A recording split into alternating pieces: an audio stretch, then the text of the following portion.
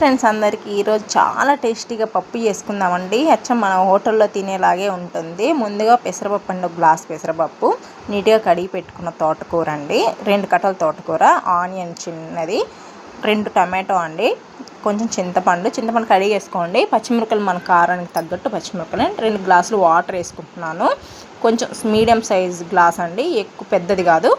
ఉప్పు అండి, కల్లుప్పు వేసుకోండి. పసుపు 1/2 టేబుల్ స్పూన్ పసుపు, ఇట్లా కలిపెట్టేసుకొని మూత పెట్టేసుకొని ఒక 4 విజిల్స్ రానిచ్చుకొని, పెసరపప్పు కదండి తొందరగానే ఉడికిపోతుంది. 3 అయినా పెట్టుకోవచ్చు, ఉడకపోతే మళ్ళీ ఇంకొకరు పెట్టుకొని. నాకు ఉడికిపోయింది చూడండి.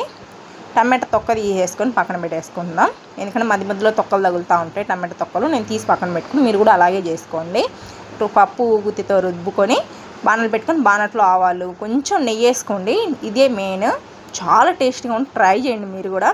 నెయ్యి వేసుకొని ఆవాలు, జీలకర్ర, పోపు దినుసులు అండి, తెల్లగడ్డలు 4 గుట్ట వేసుకుంటున్నాను, ఎండుమిరపకాయలు 2, కరివేపాకు ఇట్లా కలిపెట్టేసుకోనండి.